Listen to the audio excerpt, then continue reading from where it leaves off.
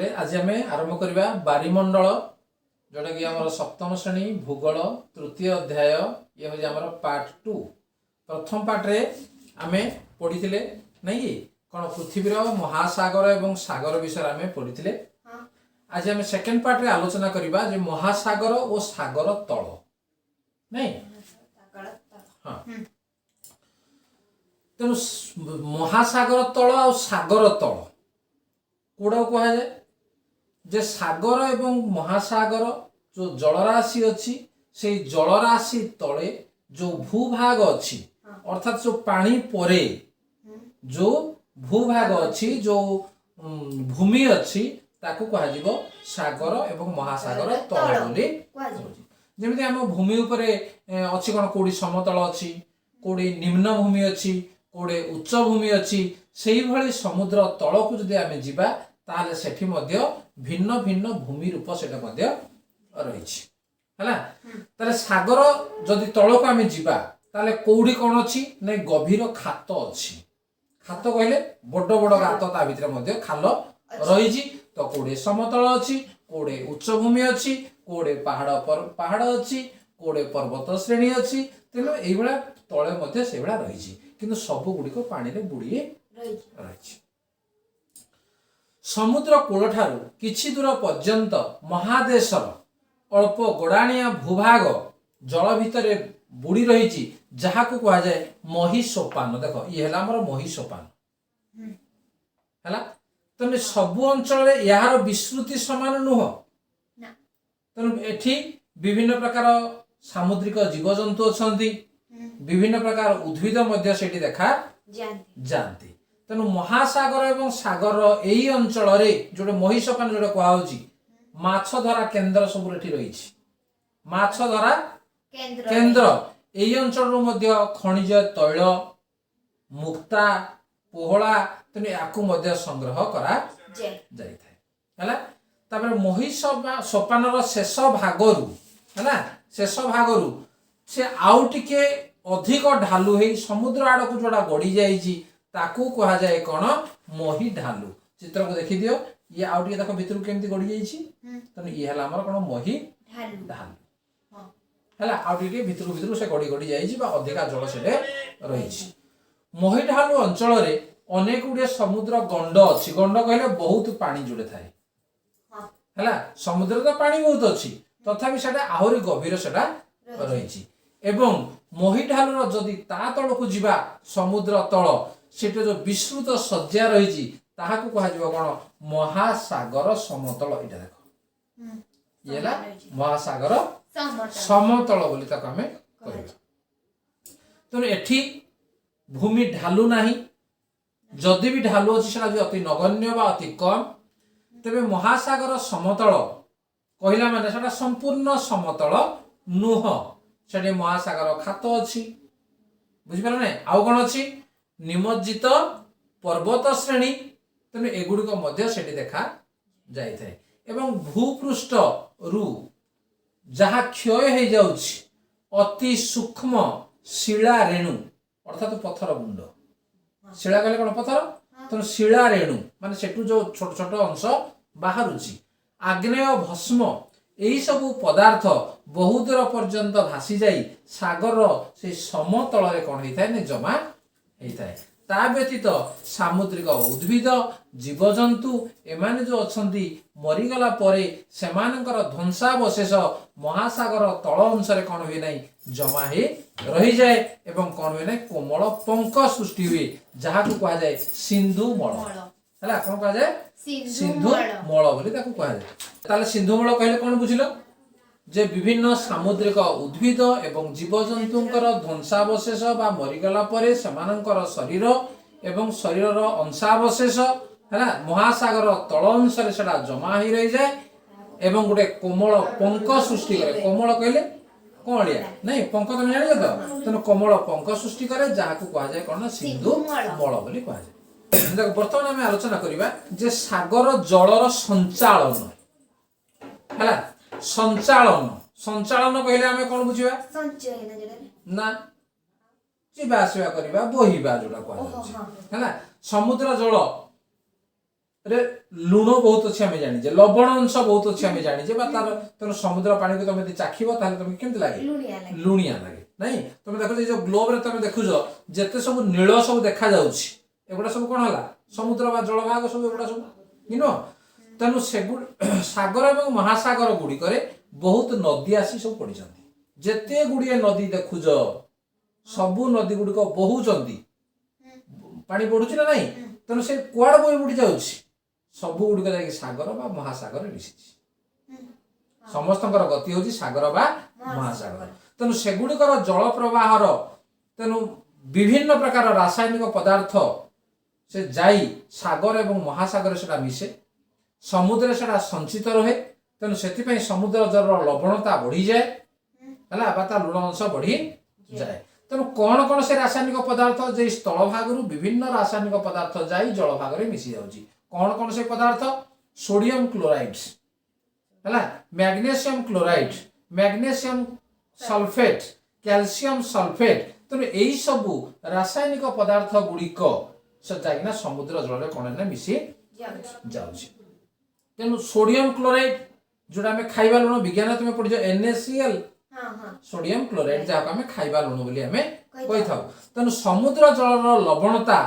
जदि कहे सबुआड़े सामान पृथ्वी सबु स्थान से सामान नुहे जोड़ा आमर क्रांतीय और उपक्रांतीय उष्ममंडल अंतर्गत सागर जो गुड़िक महासागर से लवणता साधारणतः हूँ अधिका कौन पे बाष्पीभवन अधिका होता है उभय मेरु अंचल को जब आम देखा ताले उभय मेरु अंचल जलर लवणता हूँ कम बा बेसी लुणिया से जल नुहे से समुद्र जलर तापमात्रा जदि आम देखा पृथ्वीर सब अंचल सामान नुहे जे साधारणतः निरक्ष अंचल मेरु अंचल आड़क निरक्ष अंचल मेरु अंचल आड़क महासागर उष्णता कौन हुए नहीं धीरे धीरे धीरे धीरे याड़ को कमी कमी जाए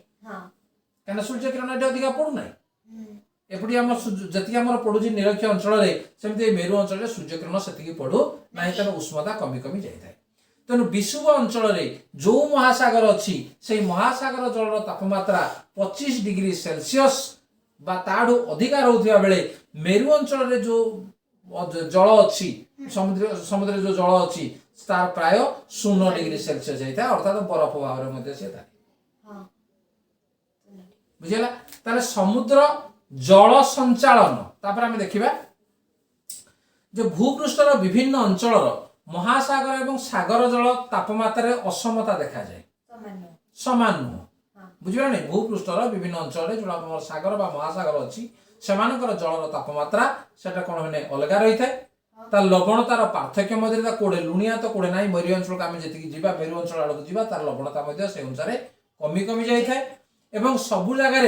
जेहेतु तापमात्रा समान पड़े ना तेणु बाष्पीभवन सब जगार समान हुए ना तेणु यही सबु कारण जोगु से समुद्र जल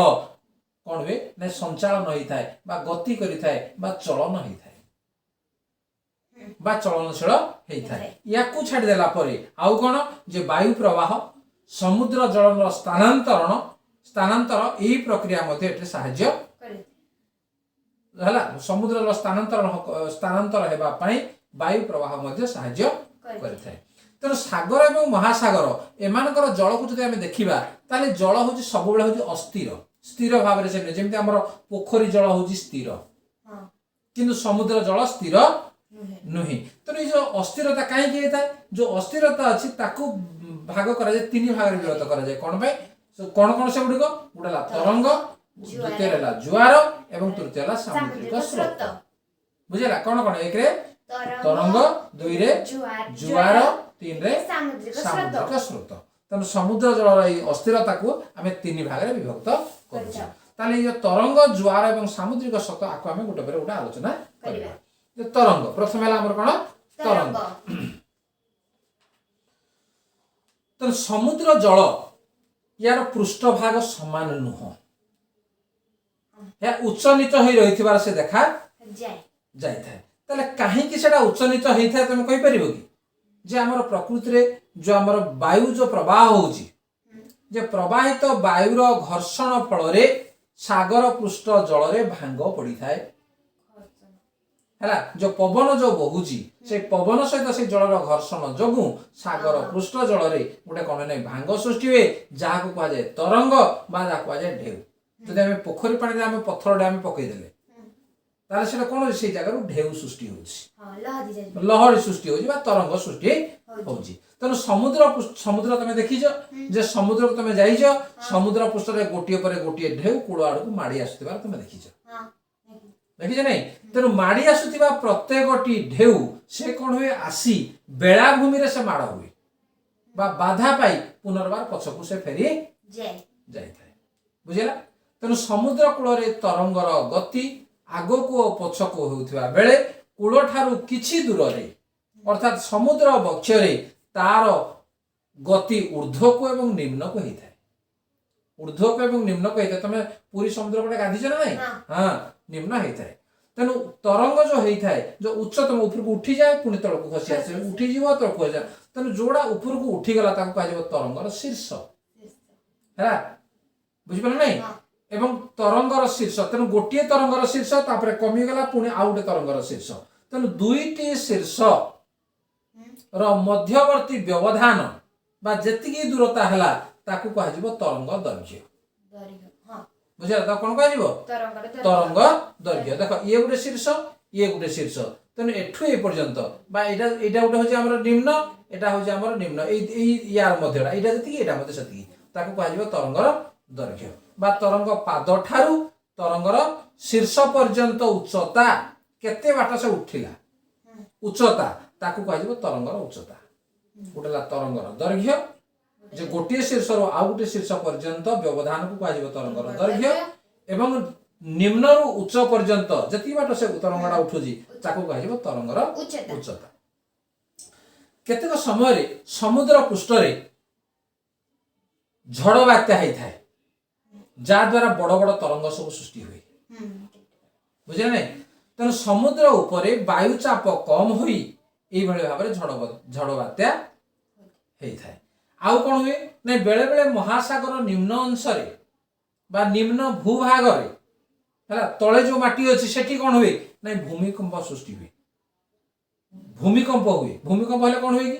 घर द्वारा सब थरी उठे नुहे कि तेणु तले जिते से भूमिकंप होता है समुद्र जलराशि कंपन सृष्टि हुए जमी आम घर दिन थरी जाऊँगी से भाया समुद्र जल थरी जाता कंपन सृष्टि हुए एवं जार प्रभाव में समुद्र कौन हुए ना बड़ बड़ तरंग सब सृष्टि हुए बुझेगा तेणु यही सृष्टि होता समुद्र तरंग को तले जदि कौन प्रकार भूमिकंप है से जलराशि थरिला कंपन सृष्टि है से कौन हुए बड़ बड़ तरंग सृष्टि हो जाए एवं ये तरंग को जापानी भाषा कहुए सुनामी जापानी भाषा सुनामी अर्थात जिते बड़े बड़ बड़ तरंग सृष्टि हुए से समुद्र जल कौन हुए ना स्थल भाग आड़ को माड़ी आसी था बुझे तेणु साधारण सुनामी तरंग सुनामी तार तरंगर उच्चता प्राय हूँ 15 मीटर जदि भूमिकंप होउची तार भूमिकंपर तीव्रता जदि अधिक होता है ताहले से ढेउर उच्चता 150 मीटर पर्यंत बढ़ी जाए 150 मीटर पर्यंत जदि ढेउ आसला ताहले से पानी स्थल भाग केते जोरे माड़ी आसिबो एवं एई ढेउ घंटा प्रति 700 किलोमीटर बेगरे उपकूल अंचल को माड़ी आसे 700 किलोमीटर बेगरे से उपकूल आड़ को माड़ी आसे एवं जहाद्वारा स्थल भाग को जाई उपकूलवर्ती अंचल को से जलमय कर दिए एवं बहुत बड़ क्षयक्षति कर दिए बुझिपारे नहीं तेणु समस्त महाजागतिक पिंड